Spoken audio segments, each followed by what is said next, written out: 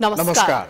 Prime समाचारमा स्वागत छ। म दृष्टिवाणी धेताल र म सरोज कोइराला। सुरु गरौं अहिलेसम्मका प्रमुख समाचारबाट। एमालेको विवाद समाधानका लागि गठित कार्यदल दिनभरि व्यस्त। कार्यदलले बनाएको खाका ओली र नेपालले हेर्दै सहमतिमा आजै हस्ताक्षर हुन सक्ने। कांग्रेसको 14औं महाधिवेशनमा संस्थापनेतर पक्षले सभापतिमा साझा उम्मेद्वार बनाउने प्रयास। क्रियाशील सदस्यता विवाद समाधान नहुँदा महाधिवेशन अन्योलमा। 4 जना मन्त्रीलाई 20 वटा मन्त्रालय दिँदा थामी नसक्नु बोझ। सचिवकै भरमा छोड्दा मन्त्री स्तरीय निर्णयहरू प्रभावित। मन्त्री र कर्मचारी बीच समन्वयको अभाव।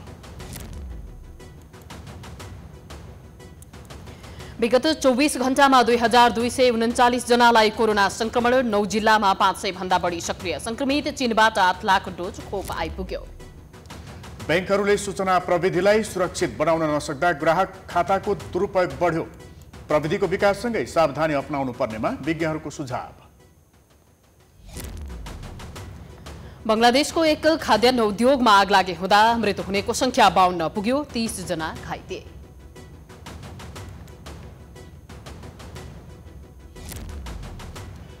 र सन् 2022 मा आयोजना हुने एएफसी अन्डर 23 एसियन कप छनौटमा नेपाल समूह बीमा। नेपालको पहिलो खेल इरानसँग।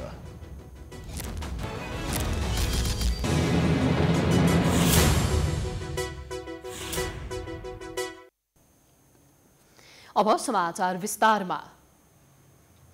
नेकपा एमालेको विवाद समाधानका लागि गठित कार्यदलको बैठक आज बिहानैदेखि जारी छ। अध्यक्ष केपी शर्मा ओली र वरिष्ठ नेता माधव कुमार नेपाल पक्षको संयुक्त कार्यदलले सहमति जुटाउने प्रयास गरिरहेको छ। आजै सहमतिको ठोस खाका तयार पारेर ओली र नेपाल बीच छलफल गराउने कार्यदलको तयारी रहेको छ। यसअघि निर्णायक हुने भनिएको बिहीबार साँझको बैठकमा विवादका कुनै पनि विषयमा सहमति नभई टुङ्गिएको थियो। तर आज भने जसरी पनि सहमति जुटाउने कार्यदलका सदस्यहरूले बताएका छन्।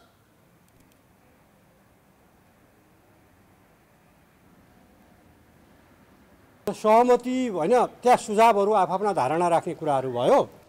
त्यो सकारात्मक छ। त्यो आएका धारणाहरूलाई अब त्यसलाई फेरि मसौदामा सामेल गर्नु पर्यो नि।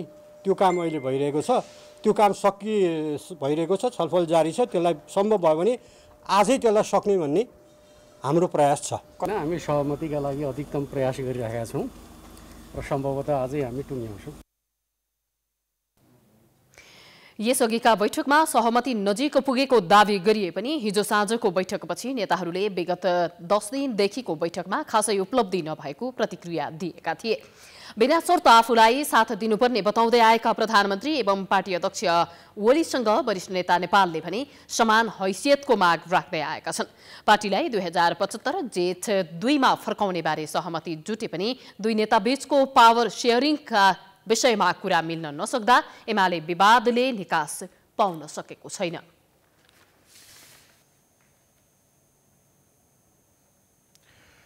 नेपाली कांग्रेसको आगामी भदौमा हुनुपर्ने 14औं महाधिवेशन हुन 2 महिना पनि बाँकी छैन। तर कांग्रेसको प्रारम्भिक मतदाता रहने क्रियाशील सदस्यताको भने अझैसम्म टुङ्गो लाग्न सकेको छैन। भागभण्डाको राजनीति र गुटगत स्वार्थका कारण सदस्यता छानबिन टुङ्गोमा पुगेको छैन।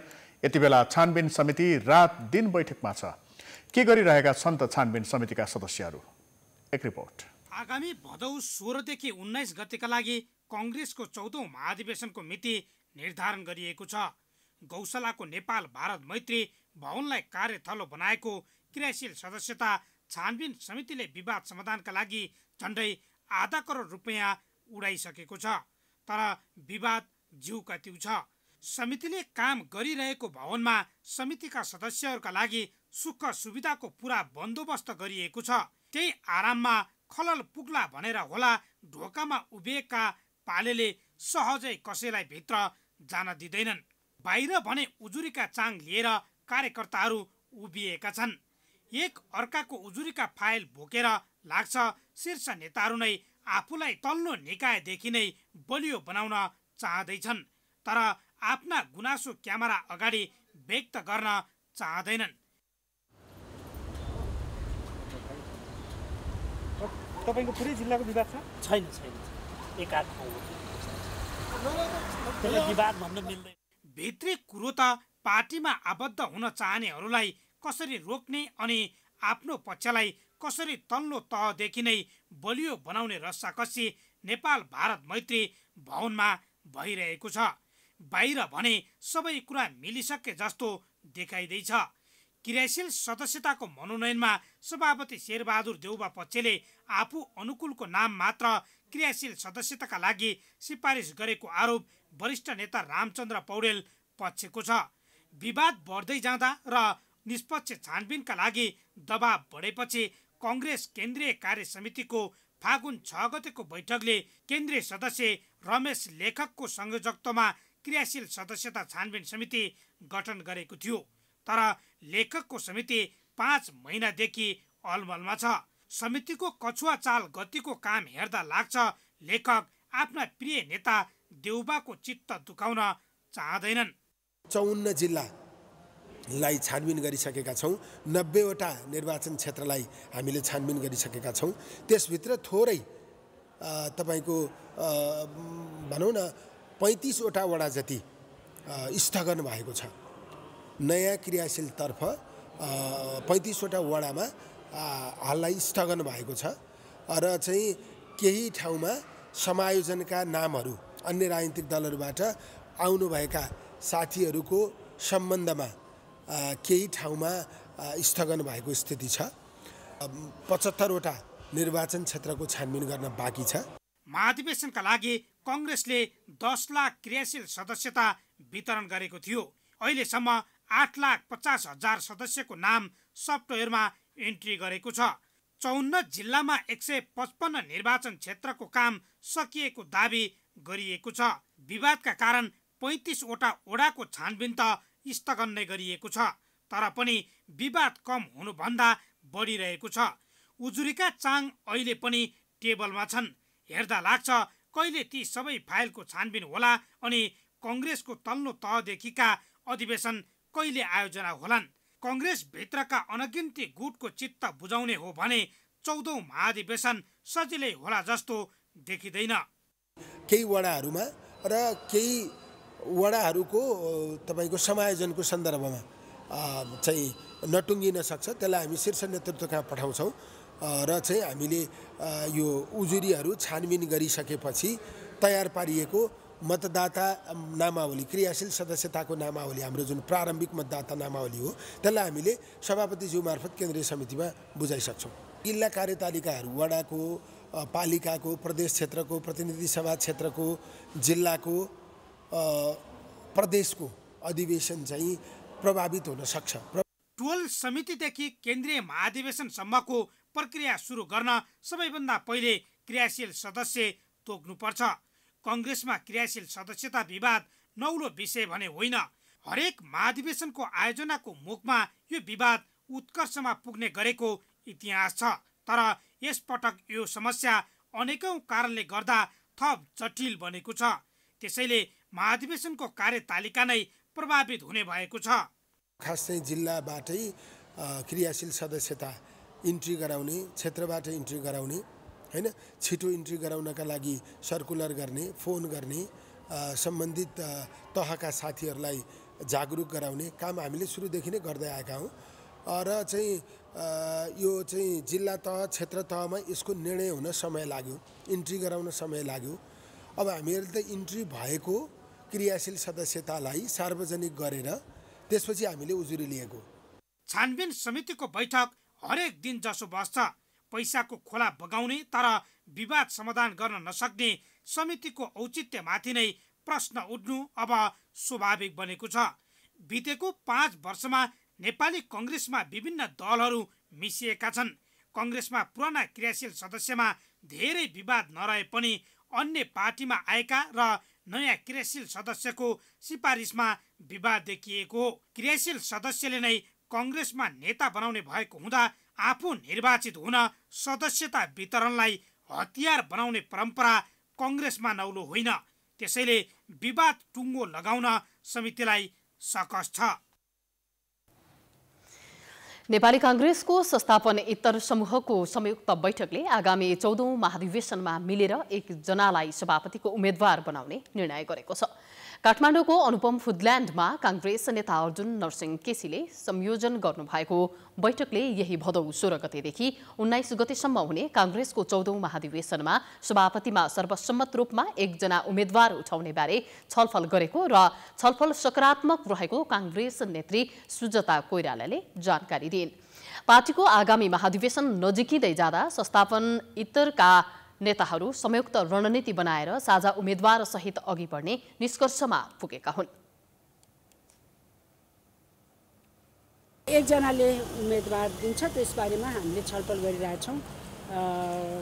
को उम्मेदवार हुन्छ भन्ने चाहिँ नि अहिले निर्णय भइसकेको छैन, तर अब छिटो हुन्छ। एकदम सकारात्मक छ। हामी सबैजना एक छौँ, सबैलाई चिन्ता छ, राष्ट्रको चिन्ता छ र अहिले नेपाली कांग्रेस कमजोर हुनुभन्दा बलियो भएर जाँदाखेरि राष्ट्रको हित हुन्छ भन्ने पनि हाम्रो सोच छ र हामी एकै भइकन जान्छौँ, एक भइकनै हामी एकजनाको उम्मेदवारी दिन्छौँ।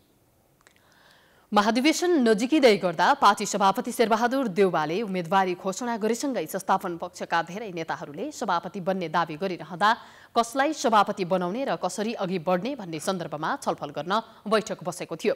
निकै लामो समयपछि संस्थापन इतर समूहका वरिष्ठ नेता रामचन्द्र पौडेल, महामन्त्री शशाङ्क कोइराला, प्रकाशमान सिंह, कृष्ण सिटौला, डाक्टर रामशरण महत, सुजता कोइराला, डाक्टर शेखर कोइराला, बलबहादुर केसी, रामशरण महत लगायतका नेताहरू छलफलमा जुटेका हुन्।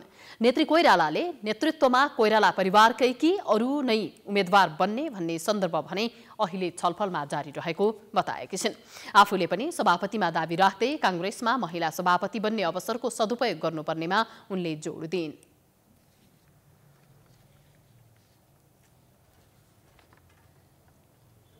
एक्काइसौँ शताब्दीमा महिलाले पनि प्रतिनिधित्व गर्नुपर्छ। नेपाली कांग्रेसले इतिहास बनाउनुपर्छ, रच्नुपर्छ र यत्रो प्रोग्रेसिभ पार्टी महिलालाई अगाडि बढाउनुपर्छ र भनिकन मैले राखेँ। तर त्यही पनि अब हामी एक हुने हो भने सबैजनाले छाड्ने हो भनेदेखि म पनि त्यसमा सोच्न सक्छु, सहमति गर्न सक्छु। म विवाद गरेर चाहिँ म जान्न है, सबैको सहमतिमै बढ्ने हो, सबैको सहमतिमै हिँड्ने हो। त्यसरी हाम्रो टिम चाहिँ नि ले चाहिँ नि कसैसित विवाद नगर्ने भन्ने हाम्रो कुरा भयो।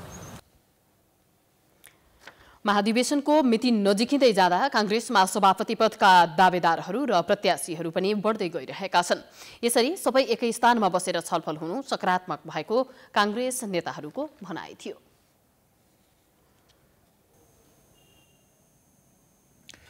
नेकपा माओवादी केन्द्रको दल दर्ता खारेजी माग गरेका एमालेका पूर्व माओवादी नेताहरूले आफूहरूको माग छिटो सम्बोधन गर्न आग्रह गरेका छन्। शुक्रबार पूर्व माओवादी नेता टोपबहादुर रायमाझी लगायतका नेताहरू निर्वाचन आयोग पुगेर खारेजीको निवेदनमा छिटो निर्णय गर्न माग गरेका हुन्। माओवादी पार्टी मनपरी ढंगले चलिरहेको हुनाले छिटोभन्दा छिटो निर्वाचन आयोगले खारेज गर्नुपर्ने उनले बताए। उनले तोकिएको समयमा महाधिवेशन नगरेर माओवादी पार्टी अवैधानिक भएको भन्दै अवैधानिक पार्टीले वैधानिक जनप्रतिनिधिलाई कारबाही गर्नु असंवैधानिक रहेको रायमाझीले जिकिर गरे। पार्टी विधान विपरीत अनुशासनहीन र मनपरी ढंगले चलिरहेको हुनाले नियमानुसार अवैध पार्टी खारेज हुनुपर्ने उनको भनाइ छ। भूमिगत र छापामार किसिमले यो पार्टी चलिरहेको र करिब 28-29 वर्षसम्म यो पार्टीको कुनै महाधिवेशन भएको थिएन। एउटा महाधिवेशन भएको थियो, त्यो नाम मात्र हो, 2069 सालमा। अब त्यसलाई मानव वैधानिक त्यो मान्यो भने पनि एउटा महाधिवेशनको पनि गर्ने पनि एउटा मापदण्ड हुन्छ। जिल्ला जिल्लाबाट प्रतिनिधि, वैधानिक प्रतिनिधि, निर्वाचित प्रतिनिधि आउने प्रतिस्पर्धाको माध्यमबाट ती प्रतिनिधिहरूले महाधिवेशनमा विधान प्रतिवेदन र नेतृत्व चयन गर्छ।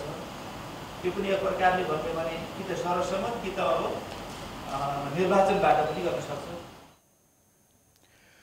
माओवादीले लामो समयदेखि महाधिवेशन नगरेको भन्दै दल दर्ता खारेजीको लागि पूर्व माओवादी नेताहरूले बुधबार आयोगमा निवेदन दिएका थिए। निवेदनमा 2071 देखि माओवादी केन्द्रको महाधिवेशन नभएको दावी गरिएको छ। दल दर्ता खारेजीको माग गर्दै परेको निवेदन उप आयोगले थालेको प्रक्रियाका बारेमा जानकारी लिन रायमाझी, मणि थापा, प्रभु शाह लगायतका नेताहरू आयोग पुगेका हुन्।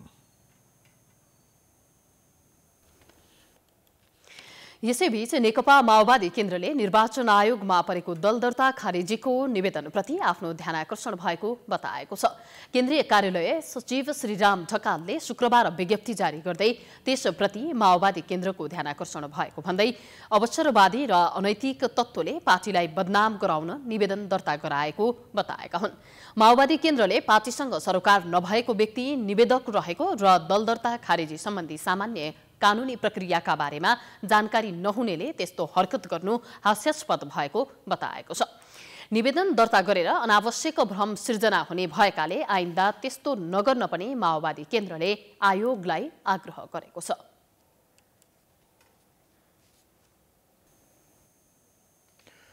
मन्त्री परिषद विस्तार सम्बन्धी मुद्दामा राष्ट्रपति कार्यालय शीतल निवासले सर्वोच्च अदालतलाई लिखित जवाफ बुझाएको छ। सर्वोच्चले असार 8 गते प्रतिनिधि सभा विघटन तथा निर्वाचन घोषणापछि थपिएका 20 जना मन्त्रीलाई अन्तरिम आदेश मार्फत पदमुक्त गर्दै प्रधानमन्त्री र राष्ट्रपति कार्यालयसँग लिखित जवाफ मागेको थियो। राष्ट्रपतिको कार्यालयको तर्फबाट निमित्त सचिव रूपनारायण भट्ट राईले सर्वोच्चमा जवाफ पठाउँदै राष्ट्रपति विद्यादेवी भण्डारीले संविधानले दिएको कर्तव्य पूरा गरेको जिकिर गरेका छन्।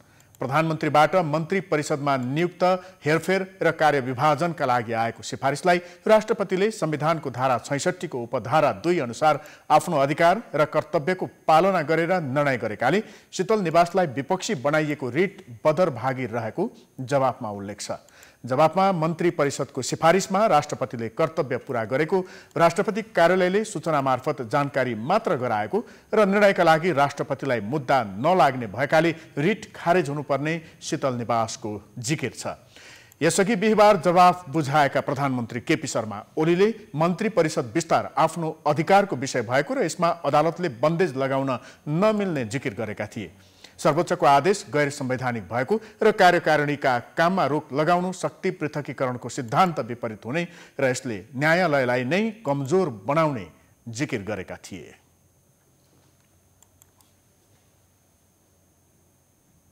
समाचारको सिलसिला जारी छ। हामी विश्रामपछि आउँछौँ।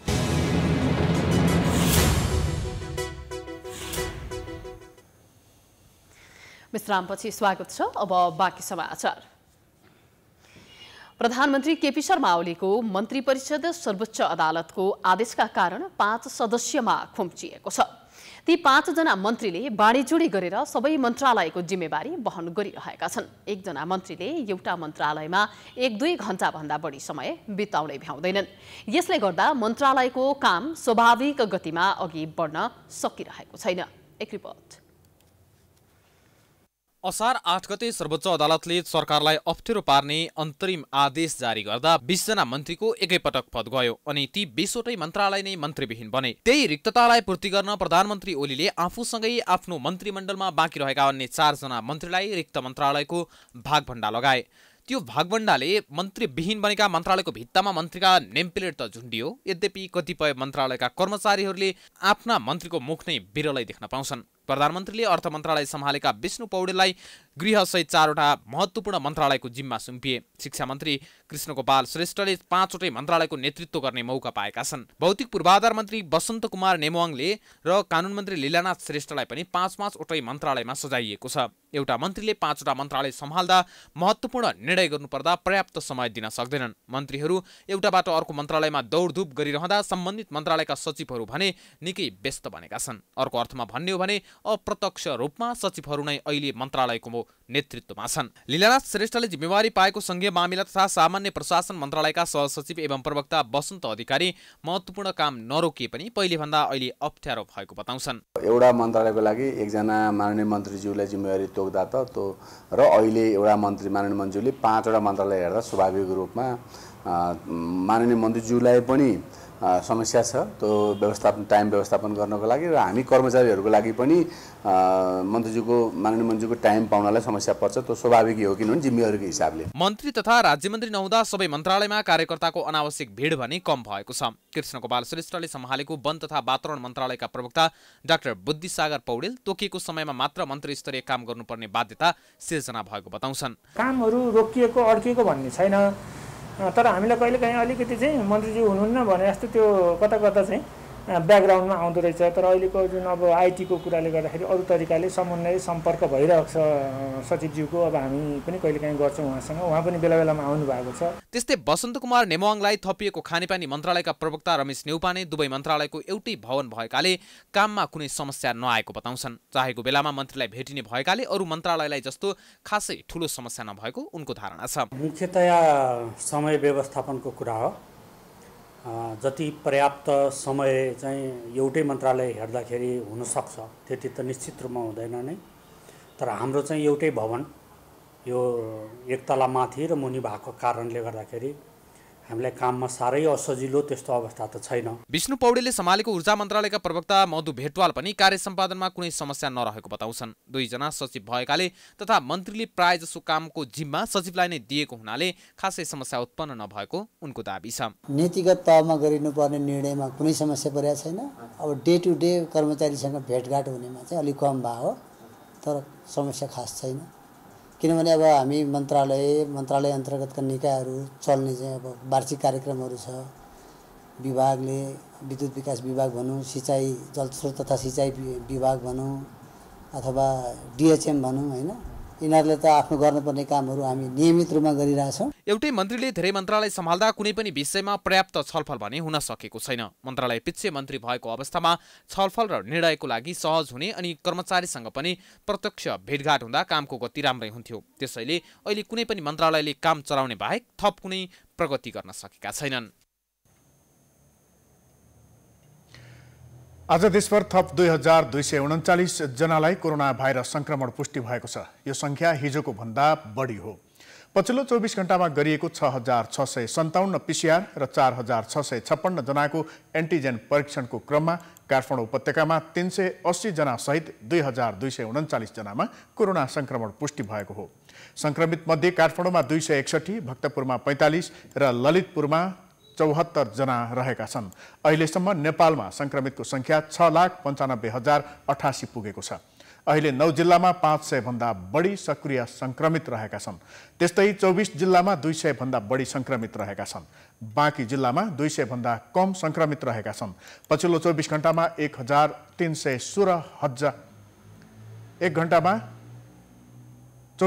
1316 जना संक्रमण मुक्त भएका छन्। अहिलेसम्म संक्रमण पश्चात 6,16,929 जना निको भएका छन्। अहिलेसम्म कोरोना संक्रमणका कारण 9,340 जनाको मृत्यु भएको छ। शुक्रबार 20 जना कोरोना संक्रमितको मृत्यु भएको छ। अहिले सक्रिय संक्रमित 26,590 जना रहेका छन्। उनीहरूमध्ये होम आइसोलेसनमा 23,920 र संस्थागत आइसोलेसनमा 2,670 जना रहेका छन्। देशका विभिन्न अस्पतालको आइसियुमा 539 र भेन्टिलेटरमा 166 जनाको उपचार भइरहेको छ। चीनसँग खरिद गरिएको कोरोना भाइरस विरुद्धको 8 लाख डोज खोप नेपाल आइपुगेको छ।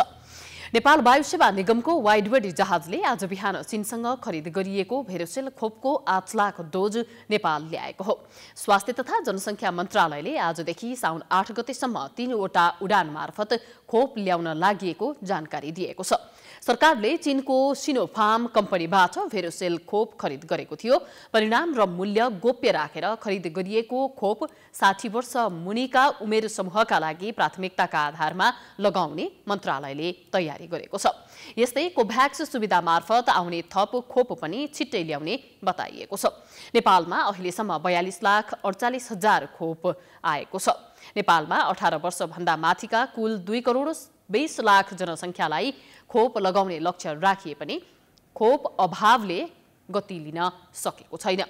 अहिलेसम्म 8,51,300 जनालाई खोप मात्रा र 26,11,807 जनालाई पहिलो मात्राको खोप लगाइएको छ। यसैबीच अमेरिकाले नेपाललाई 15 lakh dose Johnson and Johnson खोप उपलब्ध गराउने भएको छ। अमेरिकी राष्ट्रपति कार्यालय व्हाइट हाउसका प्रवक्तालाई उद्धृत गर्दै समाचार एजेन्सी रोयटर्सले जनाए अनुसार सो परिणामको खोप नेपाललाई दिन लागिएको हो। विभिन्न र गरिब मुलुकलाई 80 मिलियन डोज खोप उपलब्ध गराउने राष्ट्रपति बाइडेनले घोषणा गरे अनुसार नेपालले उक्त परिणाममा खोप प्राप्त गर्न लागेको बताइएको छ।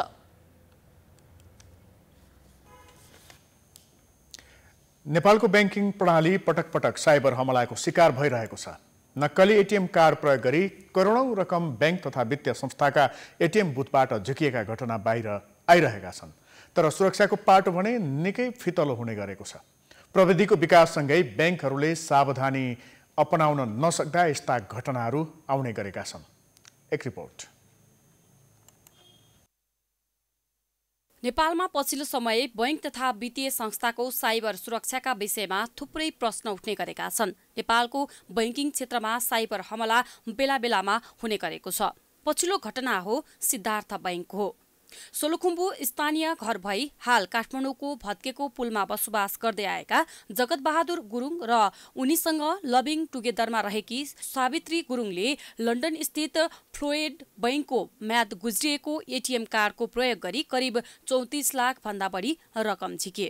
यसअघि पनि यस्ता घटनाहरू नभएका होइनन्। 2076 भदौ 14 गते शनिबार मध्यरातको 11 बजे चाइनिज ह्याकरहरूले प्रभु सहितका बैंकहरूबाट 3 करोड 58 लाख रुपियाँ भन्दा बढी रकम ह्याक गरी झिकेका थिए। उक्त बैंकमा संलग्न 6 जना चाइनिज ह्याकरलाई प्रहरीले करिब 1 करोड 27 लाख रुपियाँ तथा वित्तीय देशका मुद्रा सहित पक्राउ गरेको थियो। बैंक तथा वित्तीय संस्थाबाट फरक फरक यस्ता साइबर अपराधको घटना हुनुले नेपालको बैंकिङ प्रणालीको निकै कमजोरी रहेको प्रमाणित गरिदिएको छ। लुम्बिनी विकास बैंकका पूर्व प्रमुख कार्यकारी अधिकृत झलक खनालले भने बैंक खातामा भएको पैसाको आधारमा ग्राहक चिन्तित हुनु नपर्ने बताए। तर एटीएम कार्डकै प्रयोग गरी ह्याकरले रकम निकाल्नुमा बैंक र ग्राहक दुवै पक्ष जिम्मेवार हुने बताउँछन्। ग्राहकले आफ्नो खाताको सुरक्षा नगर्नु र प्रविधिको विकाससँगै बैंकहरूले गर्ने अनुसन्धानका विषयमा चलाको हुनु नसक्नु कमजोरी रहेको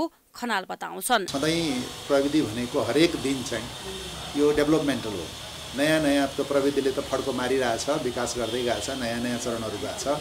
प्रत्येक वर्ष एटीएममा पनि के छ भन्दाखेरिमा नयाँ नयाँ चाहिँ प्रविधिहरूको चाहिँ नयाँ नयाँ चाहिँ त्यसमा सुविधाहरूको कुराहरू, नयाँ नयाँ चाहिँ त्यसमा चाहिँ एक्सेस हुन सक्ने तरिकाहरू, डिजिटलाइजेसनको कुराहरू थपिँदै गएका छन्। त्यसले गर्दाखेरिमा जब जब प्रविधिको विकास हुँदै जान्छ त्यसलाई एकातिर हामीले ब्याङ्कहरूले फलो गर्नुपर्ने हुन्छ, पछाडि बस्न मिल्दैन, त्यही प्रविधि अनुसार नै हामी पनि अगाडि बढ्नुपर्छ भने अर्कोतर्फ त्यसले स्वाभाविक रूपमा चुनौतीहरू र जोखिमहरू पनि बढाउँछ। सूचना प्रविधि विज्ञ इन्जिनियर उत्तम कार्कीले बैंकिङ सिस्टमकै कमजोरीका कारण बारम्बार यस्तो घटना हुने गरेको बताउँछन्। यसका लागि दक्ष जनशक्ति उत्पादन र भएका जनशक्तिको व्यवस्थापन गर्नुपर्ने कार्कीको सुझाव छ। ह्यामरले फुटाएर पनि पैसा चोरेको घटना, त्यस्तै एटीएम फ्रड गरेको घटना छन् भने अब अहिले तपाईँको एक्सपायरी भएको डेटबाट पनि पैसा आउनु भनेपछि त नेपालको सिस्टम कहाँ छ भन्ने त हामीले त त्यो पनि बुझ्नु जरुरी छ नि त। सो अब नेपालको यो ब्याङ्किङ सिस्टमकै खराबीको कारण चाहिँ यस्तो प्रब्लम आएको हो। जानी जानी बुझ पचाए जस्तो सम्बन्धित एक्सपर्टलाई नबोलाउनु, विभिन्न वर्कसपहरू ट्रेनिङहरू नगर्नु, हामी जस्तो आइटी पढेको मान्छेलाई अथवा हामी जस्तो प्राविधिकलाई चाहिँ त्यहाँ काम नदिनु अथवा त्यो एउटा सिस्टमको बारेमा उहाँहरूले चाहिँ थोरै पैसाको लोभ गर्नेले गर्दा चाहिँ आज यो हाम्रो देशमा यो अवस्था आइरहेछ।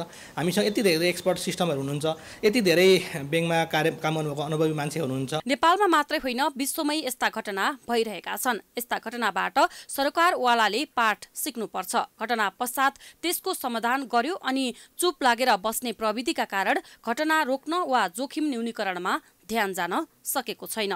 टाइम टाइम्स टेलिभिजनका लागि क्यामेरामा अर्जुन भण्डारीका साथमा सृजना कार्कीको रिपोर्ट। नेपाल वायु सेवा निगमका कर्मचारीहरूले निगमलाई निजीकरण गर्न तयार गरिएको प्रबन्ध पत्र जलाएका छन्। शुक्रबार कर्मचारीहरूले निगममा विरोध प्रदर्शन गर्दै प्रस्तावित कम्पनीको प्रबन्ध पत्र जलाएका हुन्। निगमका 3वटा कर्मचारी संगठनले निगमलाई निजीकरण गर्ने निर्णय फिर्ता नलिएसम्म आफूहरूको आन्दोलन जारी रहने भन्दै आन्दोलनकै क्रममा प्रबन्ध पत्र जलाएको बताएका छन्। उनीहरूले निगम निजीकरण बन्द गर, निगम बेच्न पाइँदैन, महाप्रबन्धक राजीनामा दे लगायतका प्लेकार्ड प्रदर्शन गर्दै नाराबाजी गरेका थिए। कर्मचारीहरूले निगमलाई धराशयी बनाउँदै निजीकरण गर्न लागि भन्दै महाप्रबन्धक डिमप्रकाश पौडेलको राजीनामा समेत माग गरेका छन्। निरन्तर रूपमा यस्तै गरी जारी रहेको छ। आज चाहिँ हाम्रो नेपाल वायु सेनाबाट व्यवस्थापनबाट जुन नेपाल वायु सेनाको प्रबन्धपत्र आज हाम्रो सैनिक ट्रेडको समितिबाट यस नेपाल वायु सेनाको यो अमान्य छ, यो हुँदैन भनेर आम कर्मचारीको तर्फबाट हामीले यस प्रबन्धपत्रलाई जलाएर चाहिँ विरोध कार्यक्रम सुचारू भइराखेको कुरा जानकारी गराउनु छ। उनीहरूले निगमलाई निजीकरण गर्न निगमको सम्पत्तिको कम मूल्याङ्कन गरेको र निगम बेच्ने रणनीति बनाएको आरोप लगाएका छन्। कर्मचारीको निरन्तरको आन्दोलनले निगम परिसर अस्तव्यस्त देखिएको छ।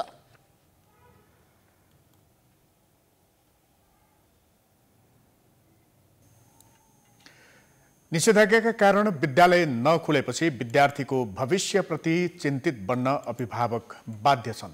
त्यसमाथि विद्यालयले लिने चर्को शुल्कका कारण कोरोना महामारीका कारण आर्थिक चपेटामा परेका अभिभावक झनै तनावमा परेका छन्। एक रिपोर्ट। निषेधाज्ञा तथा कोरोना महामारीका कारण भौतिक रूपमा बन्द रहेका विद्यालयहरूले भर्चुअल माध्यमबाट कक्षा सञ्चालन गरिरहेका छन्। भर्चुअल माध्यमबाट कक्षा सञ्चालन गर्ने कतिपय विद्यालयले मासिकसँगै अन्य शीर्षकमा पनि शुल्क उठाउँदै आएका छन्। अभिभावकलाई जानकारी नै नदिई शुल्क बढाउने विद्यालयहरू अभिभावकको चिन्ता सुन्न चाहँदैनन्। मनोमानी रूपमा शुल्क वृद्धिका विषयमा विद्यालय व्यवस्थापनसँग जानकारी माग्दा तर्कन खोज्ने तथा अनेक बहाना बनाएर भेट्न समेत नमान्ने गरेको गुनासो अभिभावकको छ। यो स्कुलको सञ्चालक समितिसँग कुरा गर्न पाउँदैनौँ र यहाँ एउटा सामान्य प्रतिनिधिसँग मात्रै कुरा गर्न पाउँछौँ, होइन? उहाँ प्रतिनिधिले त उहाँले के डिसिजन दिन सक्नुहुन्छ र क्या? एउटा सामान्य सहमति गर्नुहुन्छ र भोलिदेखि हुन्छ कार्यान्वयन हुन्छ भन्नुहुन्छ, अनि भोलि आयो फेरि पुरानै समस्या क्या? मैले एउटा स्कुललाई सामान्य माग गरे हो, होइन? जस्तै यो कोरोना कहरको बिचमा अहिले आएर फी नबढाइदिनुहोस्, एनुअल फी नबढाइदिनुहोस्, होइन? यो जुन अहिलेको समसामयिक विषय त सबैलाई थाहा भएकै कुरा हो। यो बिचमा हामीले यहाँनिर ग्राउन्डमा आएर चाहिँ एकदमै शान्त वातावरणमा गफ गर्दा एकजना चाहिँ स्कुलबाट अब भनौँ न मलाई पिटेपछि लगभग उहाँलाई म अब गुन्डाइ नै भन्न चाहिँ एकदम तत्पर हुन्छु। त्यो भएकोले उहाँले आएर चाहिँ मलाई पनि पिट्नुभयो, सँगसँगै तपाईँहरू सञ्चारकर्मीलाई पनि हात हालहाल भएकै हो, पिटेकै हो, एबी न्युज टेलिभिजनको क्यामेरा पनि फुटेकै हो भने। निजी विद्यालयहरूले नेतृत्व गर्ने सङ्घ संगठन समेत यस्तो विषम परिस्थितिमा अभिभावकको सट्टा विद्यालयकै बचाउमा उत्रिने गरेका छन्। विद्यालय सञ्चालकहरूले शिक्षकको तलब भत्ता बढाउनु परेको कारण शुल्क वृद्धि भएको बताएका छन्। उता शिक्षकहरू भने महिनौदेखि तलब नपाएको गुनासो गर्छन्। विद्यालयहरूले पनि अभिभावकहरूलाई जुन शुल्कको बिल पठाउँदाखेरि बढेर आएको छ हाम्रो भन्ने प्रशस्त गुनासाहरू सुन्नमा आए, तर शिक्षकहरूले जुन खाइपाइ आएको अवस्था छ त्यो चाहिँ फेरि घटिरहेको अवस्था छ। उहाँहरूले पुरा पनि दिनुभएको छैन। त्यसपछि जसले अनलाइन कक्षालाई नै आधार मानेर शुल्क निर्धारण गरिएको छ, शुल्क उठाइएको छ। निजी विद्यालयहरूको संगठन प्याप्सनका महासचिव कुमार घिमिरे भने कहिले विद्यालय व्यवस्थापनका साथै अन्य शीर्षकमा अतिरिक्त शुल्क लिएको स्वीकार छन्। सत्तारूढ नेकपा एमालेको भातृ संगठन अनेरा सोभिउले मुलुकलाई निकास दिन ताजा जनादेश आवश्यक रहेको भन्दै प्रदर्शन गरेको छ। शुक्रबार काठमाडौँको प्रदर्शनी मार्गमा उनीहरूले लोकतन्त्रको रक्षाका लागि निर्वाचनको वातावरण बनाउन माग गर्दै प्रदर्शन गरेका हुन्। संवैधानिक सर्वोच्चता, दलीय व्यवस्थाको सुनिश्चितता गर्नुपर्ने भन्दै प्रदर्शनमा सहभागीहरूले नाराबाजी गरेका थिए। त्यस्तै उनीहरूले राजनीतिक अस्थिरता, निर्दलीय सोच र प्रवृत्ति विरुद्ध एकजुट बन्नुपर्ने र ताजा जनादेशको पक्षमा जनमत सृजना गर्नुपर्ने बताएका छन्। निर्दलीयताको वकालत गरिरहेका दलहरूलाई प्रतिगमनको मतियार नबन्नका लागि खबरदारी गर्दै प्रदर्शन गरिएको अनेरा सोभिउका अध्यक्ष ऐन महरले जानकारी दिए। नेपाली जनताले 7 दशकभन्दा बढी लामो समय सङ्घर्ष गरेर लडाइँ लडेर ल्याएको स्थापित गरे लोकतान्त्रिक गणतन्त्रको रक्षाका लागि, संविधानको रक्षाका लागि, सामाजिक न्यायका लागि, दलीय शासनको सुनिश्चितताका लागि, दलहरूको रक्षाका लागि हामी सडकमा आएका छौँ। र फेरि यसप्रतिको चाहिँ जनमत सिर्जना गर्नका निमित्त हामी अपिल गर्नका निमित्त, आग्रह गर्नका निमित्त हामी आएका छौँ। लोकतन्त्र र संविधानमाथि हमला भइरहेको सबै जनतालाई सचेत गराउनुपर्ने अनेरा सोभिउको धारणा रहेको छ। निर्दलीय गठबन्धनले मुलुकलाई बन्धक बनाउने काम गरेको संगठनको आरोप छ।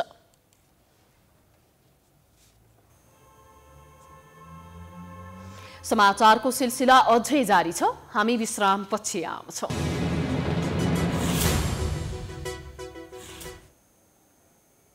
विश्रामपछि स्वागत छ। अब आर्थिक समाचार।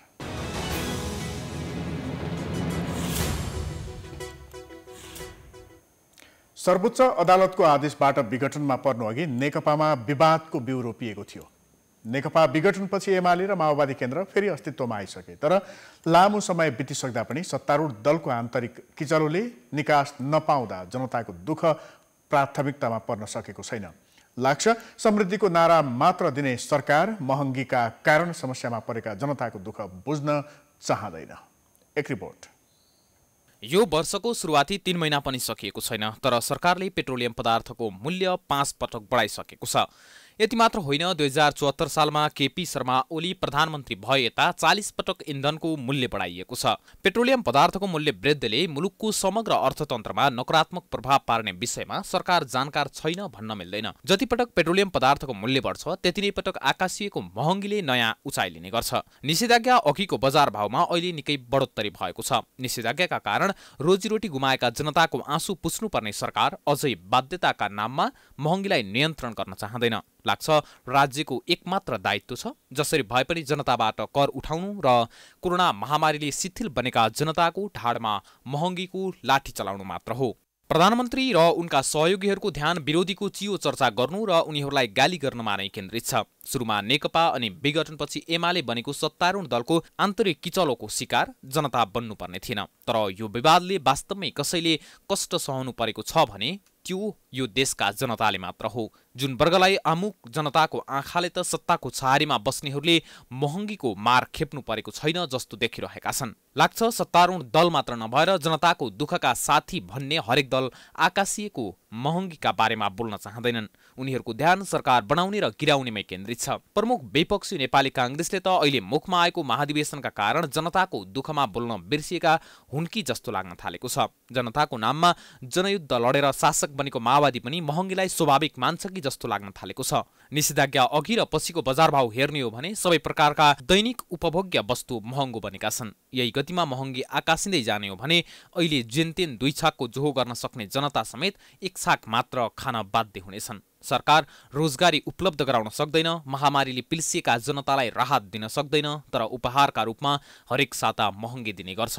जनताले धक फुकाएर बोल्ने ठाउँ छैन। बरु केही विद्यार्थी संगठनले अहिले जनताको आवाजको प्रतिनिधित्व गर्ने तयारी गरेका छन्, तर उनीहरूको आवाज सुन्न सक्ने र जनतालाई राहत दिन सक्ने साहस सरकारसँग छैन। रक्सौलमा 67.77 रुपैयाँमा किनिएको पेट्रोलमा अतिरिक्त 56.61 रुपैयाँ कर थुपार्नुको रहस्यलाई पर्दा पछाडि नै राखिन्छ। सरकार त्यही अतिरिक्त करबाट राष्ट्रिय गौरवका आयोजना बनाउँछ। पहुँचवालाहरूको गाडीमा सित्तैमा इन्धन भरिदिन्छ अनि घाटामा रहेको नेपाल आयल निगम त्यही करबाट कर्मचारीलाई बोनस बाँड्छ। तर सरकार त्यस्ता अतिरिक्त करले प्रत्यक्ष रूपमा जनताको गाँसमा प्रभाव पार्छ भन्ने सोच्न चाहँदैन। नेपाल आयल निगम फेरि पनि पेट्रोलियम पदार्थको मूल्य बढाउने योजनामा छ र त्यसको सिधा अर्थ फेरि बजार महँगो हुन्छ, फेरि जनताको ढाड सेकिन्छ, फेरि पनि सरकार रमिते नै बनिरहन्छ। जबसम्म शासक म पनि जनता हुँ भन्ने यथार्थ बुझ्न चाहँदैन तबसम्म आकाशिएको महँगीले जमिन छुन सक्दैन। अब अन्तर्राष्ट्रिय समाचार।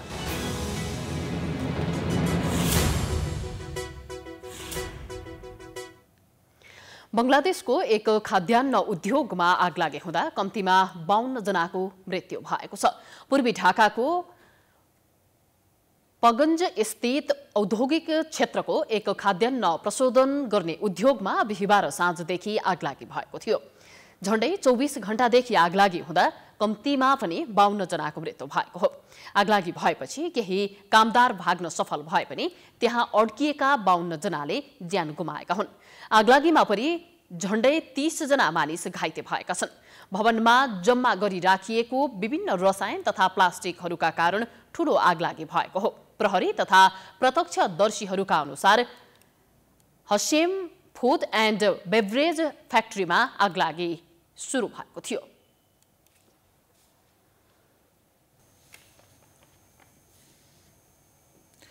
अब खेलकुद समाचार।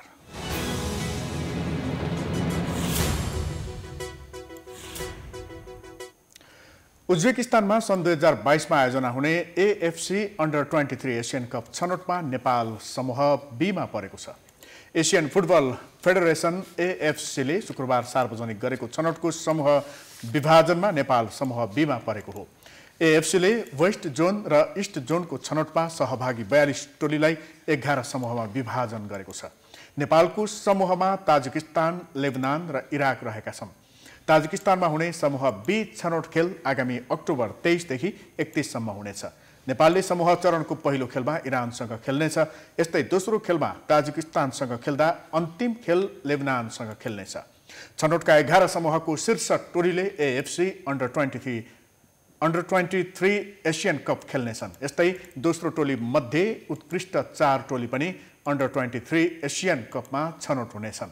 उज्बेकिस्तानमा हुने फाइनल चरणको प्रतियोगिता 2022 को जुन 1 देखि 19 सम्म हुने तालिका रहेको छ।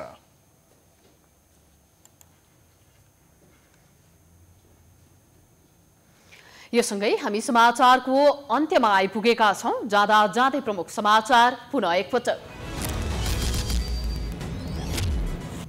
एमालेको विवाद समाधानका लागि गठित कार्यदल दिनभरि व्यस्त। कार्यदलले बनाएको खाका ओली र नेपालले हेर्दै सहमतिमा आजै हस्ताक्षर हुन सक्ने।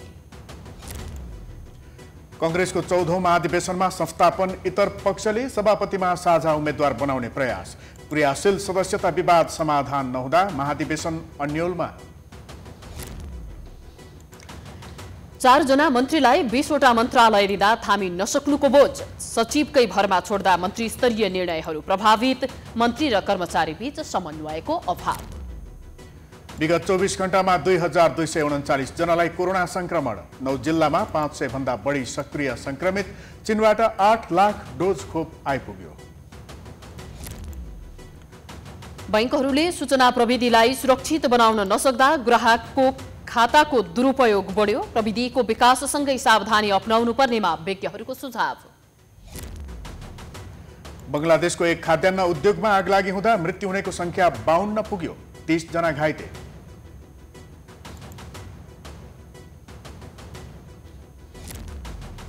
र सन् 2022 मा आयोजना हुने AFC अन्डर-23 एसियन कप छनौटमा नेपाल समूह बीमा। नेपालको पहिलो खेल इरानसँग।